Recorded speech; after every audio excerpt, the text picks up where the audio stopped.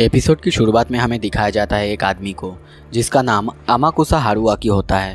वो एक yokai Hunter होता है। वो सिटी को देख के कहता है ये वही शहर है जहाँ पे बड़ा सा पेड़ अचानक से प्रकट हुआ है। सीन शिफ्ट होता है।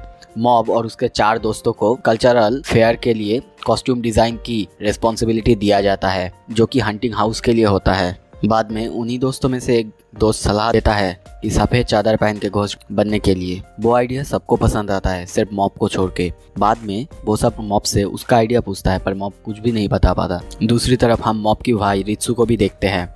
वो भी उसके टीम के साथ उस प्रोग्राम में क्या करेंगे उन सब को लेके बातें कर रहे होते हैं। उनका टीम का आइडिया रित्सु को भी पसंद नहीं आता। वो कहता है कि हम कुछ और नहीं कर सकते, पर सारे टीम मेंबर्स पहले आइडिया को ही हाँ करते हैं। रित्सु को भी हाँ करना पड़ता है। फिर हम देखते हैं सब कल्चरल प्रोग्राम के लिए तैयारी कर रहे होते हैं। मॉब सबको देख रहा होता है। कल्चरल प्रोग्राम के लिए सिर्फ 2 हफ्ते बचे हुए हैं। मॉब सोचता है सब प्रोग्रेस कर रहे हैं सिवाय हमारे।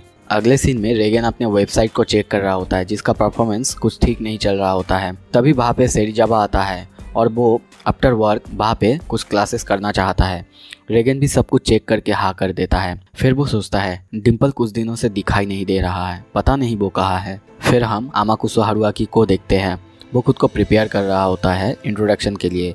फिर वो पहुंच जाता है रेगन के ऑफिस पर बाहर जाके खुद को वो अच्छे से इंट्रोड्यूस नहीं कर पाता। रेगन पूछता है मैं आपकी क्या हेल्प कर सकता हूँ। अमाकुसा कहता है मैं उन सब को हंट करता हूँ जो अंधेरे में रहते हैं। ये शहर आया ताकि वो सब होने से पहले ही उन सब को रोक सकूँ।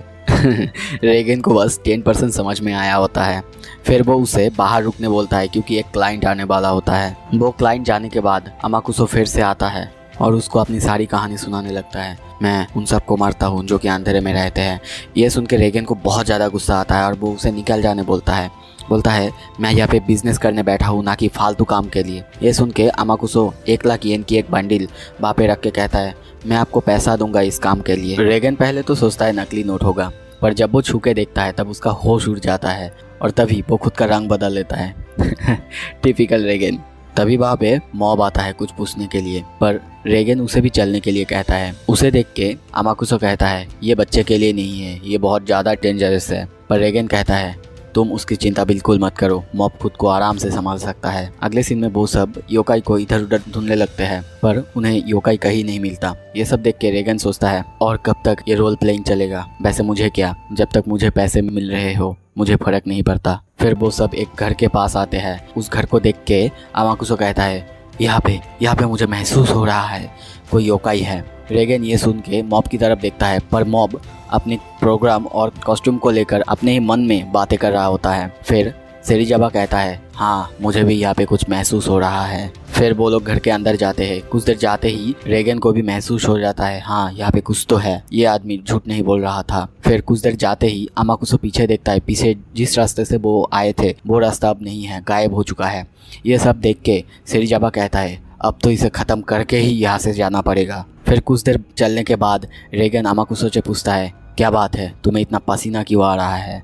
अमाकुसा कहता है दिन रात मैंने इनसे लड़ाई किया है, बहुत मुश्किल से मैंने एक को मारा है, बहुत मुश्किल से मैंने इन्हें हराया है, पर फिर भी अब ये सब अपने किंग को इस दुनिया में लाना चाहते हैं जो कि बहुत ज़्यादा खतरनाक है। अगर आ गया तो इस दुनिया को ही ख़त्म कर देगा। दूसरी तरफ मॉब को दिखाया जाता है। वो अभी भी स्कूल प्रोग्राम के बारे में ही सोच रहा होता है। तभी रेगन के पीछे से एक मॉन्स्टर उस पर हमला कर देता है। फिर अमाकुसा अपने हॉली ब्लेड से उस पर एक जोर से वार करता है पर जिससे उस मॉन्स्टर का तो कुछ नहीं होता पर वो तलवार टूट जाता है। फिर सेरिजावा एक कार्ड की मदद से तलवार जैसा कुछ बना लेता है और उसकी मदद से एक ही बार में उस मॉन्स्टर को मार देता है और कहता है ये कोई एक्सोर्सिज्म से अलग नहीं है, एक ही जैसा है। और दूसरी तरफ उसकी पावर देख के अमाकुसा हैरान हो जाता है। तभी एक एक करके सेरिजावा और मॉब सारे डिमंस को मारने लगते हैं और ख़त्म कर देते हैं। तभी वहाँ पे उन 100 डिमंस की 4 जनरल आता है और उनके पीछे द ग्रेट योकाई किंग होता है। ये देख के अमाकुसा बहुत डर जाता है और रेगन से कहने लगता है मुझे माफ़ करना, मैं तुम्हें यहाँ पे लाया, मैं इन सब के बीच में तुम्हें फंसाना नहीं चाहता था, पर मुझे माफ़ कर देना।